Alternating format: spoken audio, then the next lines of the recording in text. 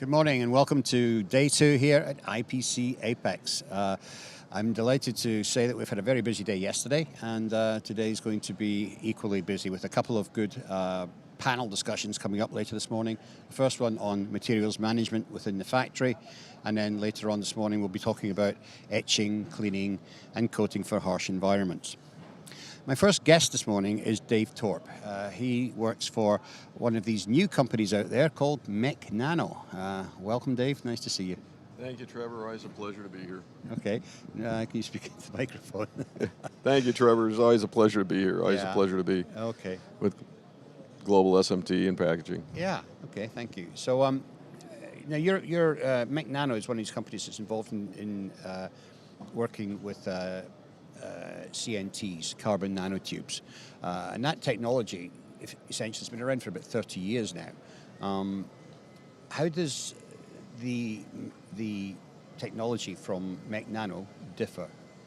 Well, Mech Nano basically is a nanotube engineering company, and the technology, carbon nanotube technology, kind of got a tough start because the nanotubes, if not processed properly, if not conditioned properly, tend to conglomerate or tend to get entangled with each other, tend to look like a spaghetti works, right. And you might as well have just been putting in carbon black with the conglomerated nanotubes. Okay. So the intellectual property that Mech Nano has is a way to make the nanotubes discrete and keep the nanotubes discrete. So that's fundamental in enhancing material properties by keeping the nanotubes discrete.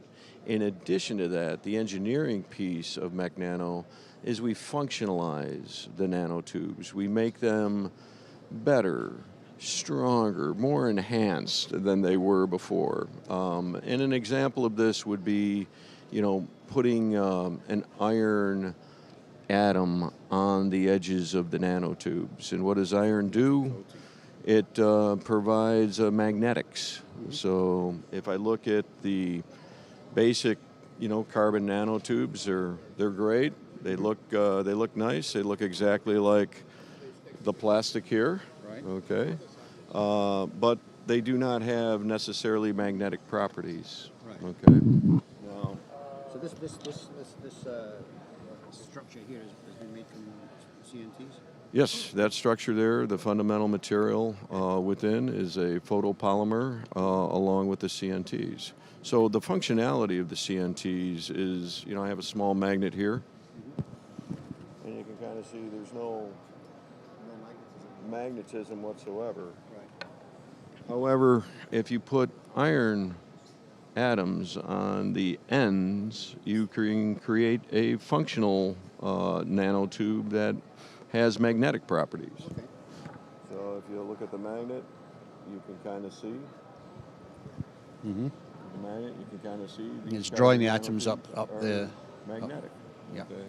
So there's a lot of reasons to functionalize the nanotubes to enhance the not only physical properties, the mechanical properties, but what do you want to join the nanotubes to? So if you want to join it to a glass or a silicon, we can put functionally a silicon atom on the edges of the nanotubes, right, and bond to silicon. Okay. If you want to electroplate the nanotubes, we can electroplate the nanotubes. So there's quite a lot of things that we can functionalize the nanotubes to. Our first entry into the market was in the ESD realm. Okay. Yep. Now, ESD is very important. Yes. The current, what I'll call methodologies used for ESD parts, and I'll just pull out something that's near and dear to your community. This is like a nozzle to pick little parts up, or we have little grippers that grip parts, very small kind of features. Okay. In surface mount equipment, as you see in the entire APEX show floor, they need ESD pieces, machine parts, to pick the small components up, which we can no longer see with our eyes. Right. And imagine what a small static charge does to these things that are the size of a piece of pepper. Absolutely. You can't see them. You can't, really tell if you've picked them up. And so that localized static charge in a very small area is what carbon nanotubes gives to the surface mount equipment manufacturers. Okay. To the EMS guys, it's more on the ESD trays and how can we improve the performance of the ESD trays. And as dies get thinner, as dies get more sensitive, they get lower power, they get more sensitive to local area static events that occur within the tray. So what the carbon nanotubes basically give the end user is a much more uniform material throughout the entire tray. So when you look at a tray that's this large, okay, you want it to be as uniform as possible. So you want 10 to the 7th on the whole tray, in every part of the tray, and that's the realization that the carbon nanotubes give to the ESD environment. Yeah. I mean, that's a great description, Dave. And I mean, I think in actual fact, we've also got a short video clip that gives some animations and shows how this works, the coating of these nanotubes. Well, let's roll the show. Okay. That's good. Carbon nanotubes, often referred to as CNTs, are cylindrical structures of pure carbon with walls just 1 atom thick.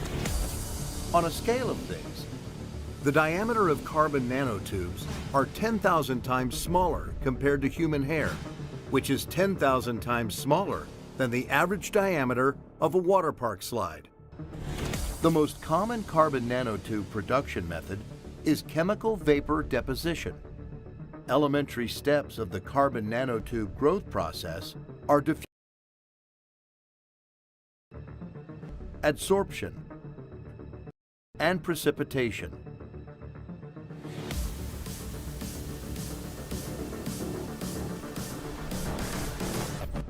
Some tubes have a single wall, double, and some several, commonly called multi-wall tubes.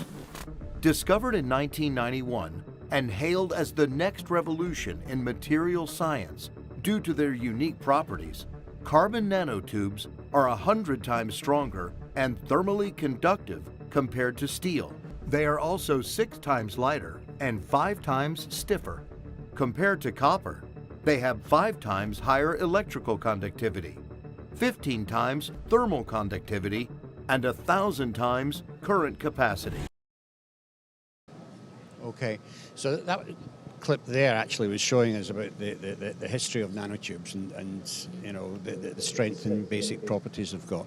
That wasn't actually showing the coatings that I was referring to. Yep. But you know, carrying on from that clip there, as you said, you can then coat the side of these tubes with ESD materials or thermally conductive materials. Fundamentally, the material is electrically conductive. So fundamentally, carbon nanotubes are electrically conductive, and it's a question of how many carbon nanotubes do you need to put into a polymeric matrix to achieve the ESD requirements. But as you start to load polymers with more carbon nanotubes, you can achieve greater material properties, greater strengths, tensile strength, greater tear resistance, greater fracture toughness. So the mechanical properties are enhanced by the carbon nanotubes. The physical properties, the electrical properties, and the chemical properties are all enhanced by the carbon nanotubes. And the engineering piece of it is how we take the end user's need, understand it, and functionalize the carbon nanotubes in order to meet those needs. So near and dear to your heart is shielding. Yes. Okay. You got a whole bunch of radiation coming on around us. It creates things like feedback in microphones and such in what I'll call your world.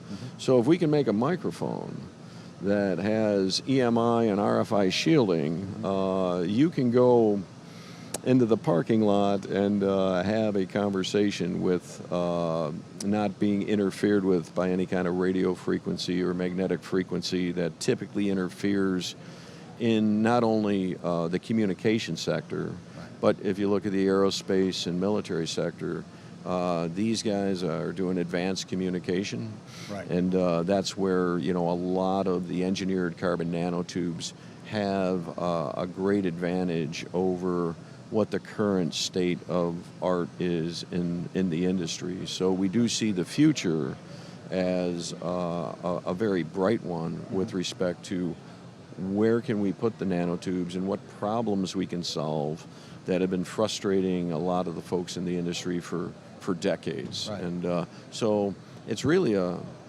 product realization. Okay, nanotubes were in the labs and in the back, and the scientists could align them and get great thermal conductivity. But in the production part of it, how do you make that real? How do you do an end product that's a thermally conductive material that takes the advantage of carbon nanotubes? How do you need to functionalize those tubes to get that alignment to improve the thermal conductivity or the electrical conductivity or the functionality of the tube? So that's really the strength of those discrete carbon nanotubes, is they make it real. They put it into real products doing real things and solving real problems. So it's pretty exciting. It is exciting. I mean, would you agree that the future of a lot of our industry relies on materials science and the ability to be able to change that? And we're pretty much at the limits of a lot of the materials that we've got on the periodic table. But but by using some of these technologies in carbon nanotubes, we're expanding way beyond that capability. That's what I think the excitement is. It allows for the creation of materials that go beyond what the existing material sets are. But it also allows for faster time to market. So these parts are 3D printed. Okay? So we can 3D print a part much faster than we can design an injection mold for the part. So in a matter of a day, you can get a quick turn part. Okay? You can't do that with the traditional injection molding. It takes a long time to make the mold. It's a relatively expensive process. However, once you get your iteration 1, your iteration 2, your iteration 3, you now have the part that you want in your design. And if you look at the precision, of the parts. So this is one of my favorite. This is the knob, okay? And you can see the features, the fine features within the knob. Okay. So if you see the feature, you see the thread on the thread on it. Okay. So if you take a look at that, can be done with a 3D printer. That level of precision can be done with a 3D printer overnight. It's incredible. You want the part, you send the CAD file in. You can have a 3D printer company print the parts. Okay. Does it work in your application? Yes, no. No, this one's too big. This one's too small. Oh, this one's just right. And then you wind up saying, okay, we need 1 billion of them. And then you use the same functional material, the 3D carbon nanotubes, in the molding compound. To scale. So that's the advantage of a lot of 3D printing, is the rate at which the parts can be prototyped, bang, bang, bang, day 1, day 2, day 3, and then you can go into your high volume production runs with the injection molded. So you can take the advantages of 3D printing and the precision that the 3D printers have now and put them into, this could be considered a small part. A small part. Okay, there's huge parts that a lot of the aerospace and defense contractors are doing with the 3D printing, but it gives them agility. It gives them the ability to think of something today, prototype it, and get it to market, relatively quickly, rather than what I'll call, when I was a young man, designing molds. You go to the tooling shop and you get on the queue, and it's months before you get the part. So for the 3D printing guys, this is huge. The immediacy of all. The immediacy of it, and the improved physical, mechanical, and electrical properties in concert with the immediacy of it. Very exciting technology, David, and you know, I can't wait to see what else you're going to do with this going forward. It's going to be fun, Trevor. It's going to be fun. It's I'm really sure, going to be fun. Sure. And you know, the part of me, I'm a technologist, and I have the passion for it. We've known each other for quite a long time, and the future is extremely bright. So looking forward to it. I'm really excited for you, and I want to thank you for coming in and showing us this today. All right. Thank you, Trevor. Okay, thank you. So that's it. Coming up after the break, we're going to be talking to, let's see, we're going to be talking to somebody from Cicino on the selective soldering systems. So that's coming up after the break. Don't go away.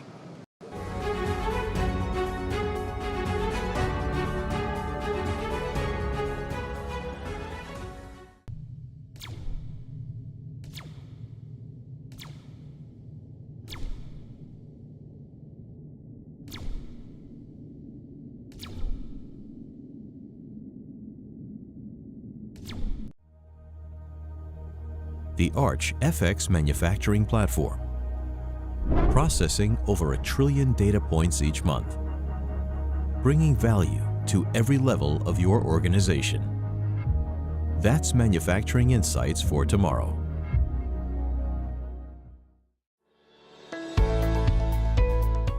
At Kaizen, we know it's the science that makes the difference.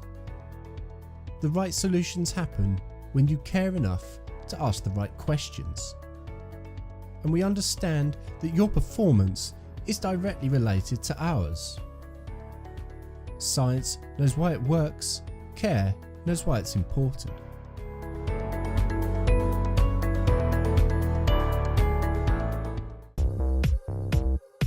Expand your inspection capabilities. Inspect in 5 directions using top and 4-angled cameras simultaneously. Find defects that a single camera can't detect, such as OCR and QFN solder bridge. Best in class performance 18 megapixel sensor.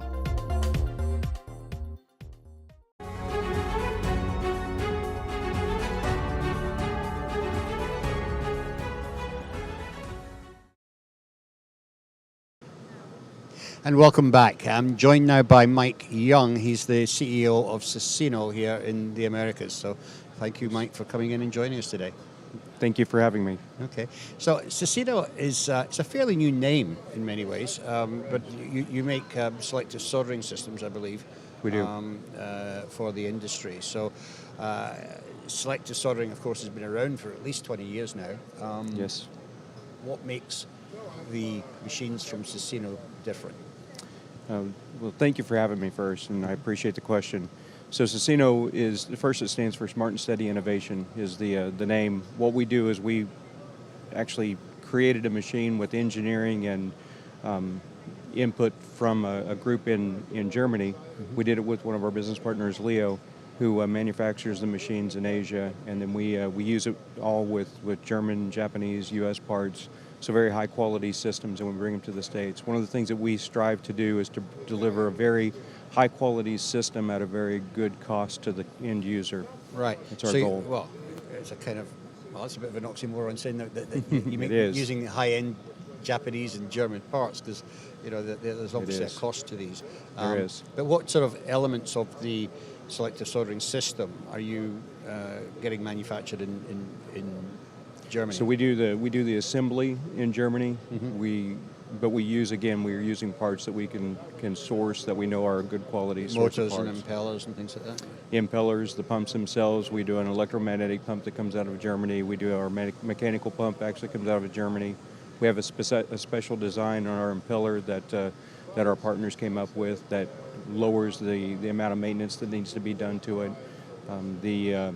The flux, the drop jet flux, is actually a high-end drop jet fluxer. Right. Very precise. Those are things that we're doing where we're trying to streamline our cost is in our assembly side of it. Mm-hmm. But you can find very good quality but you need to have someone who's got that sense of quality to keep control of it, and that's where our partner Leo comes in to make sure that that's happening. That's happening, okay. Now, you were, in fact, fortunate enough to win a Global Technology Award last year for I think it was the ANT1 system, and we've actually got a copy of the clip from the awards ceremony that we can run that tells why, essentially, that machine won the award. So let's run that clip and take a look. Thank you. The Flex i2 selective solder machine same valves or two different valves. For example, two drop jet valves or one drop jet valve and one micro spray valve. This enables customers to double their speed. The system is equipped with two individual solder pots in two individual Z-axis. The soldering area can accommodate PCBs up to a width of 450 and a length of 508mm, 18 by 20 inches, two nozzles individually of a width of 235 and a length of 508mm, 9.25 inches by 20 inches, and two nozzles in parallel.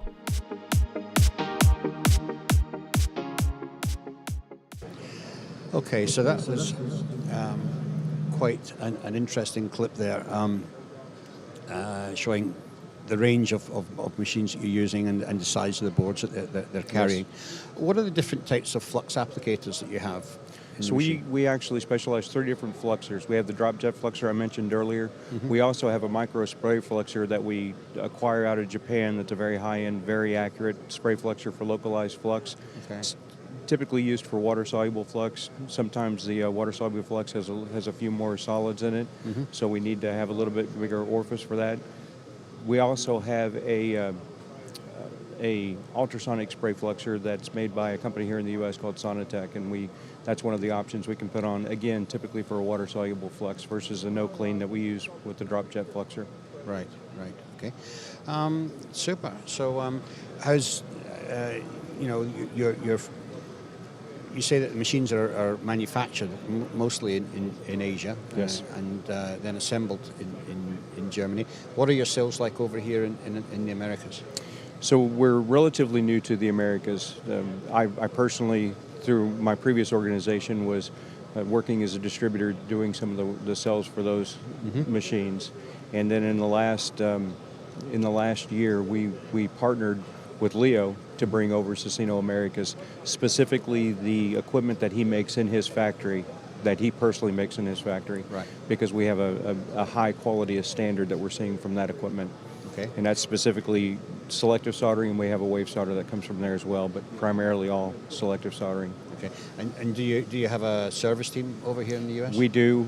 Another business partner that I had, both of us have a background with one of the industry leaders in wave solder, mm-hmm. and we both have a background in service and support and engineering work, and that was one of the reasons why it was a good fit for us, and the timing was right for us to make the merge with Cicino to create Cicino Americas. Right. We also do full stocking of spare parts. We provide a 2-year warranty because we believe in the quality of the machines, and we're standing behind them here in the U.S. Yeah, that's great. So a 2-year warranty. So it must be, you must have a lot of faith in your equipment to be able to offer that. We do, absolutely. Yeah, so that's great.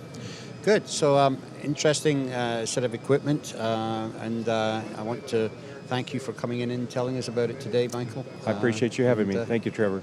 Wish you every success for the future. Thank you. Okay, thank you.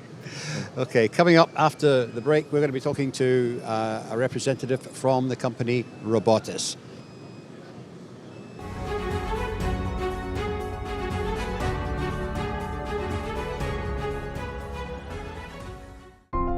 Why do something 3 times when you can do it only once? Using N1 Pass technology, BTU's new Profile Tracer is a next-generation thermal profiling tool, providing real-time data acquisition for oven optimization. It identifies inconsistencies due to temperature variables at both the product level and the heat source. Profile Tracer measures dual temperature locations as well as vibration, all in one pass, giving you time to attend the more important things in life. Ko Young is leading a smart revolution that will change the world of electronics manufacturing. Based on our pioneering True 3D measurement-based inspection technology, we revolutionize the solder paste inspection market to such great lengths that 1 in 2 SPIs sold today is from Ko Young. Building our SPI technology, we expanded to automated optical inspection, also known as AOI. Every year, we introduce new award-winning innovations and have proudly earned the respect from thousands of customers across diverse industries. Aside from our R&D center in Korea, we have research facilities focused on artificial intelligence and deep learning across the world to help us further develop proprietary AI technologies for your challenges. With our global network of sales and service centers, we aim to respond quickly to your needs and to deliver the highest level of customer satisfaction.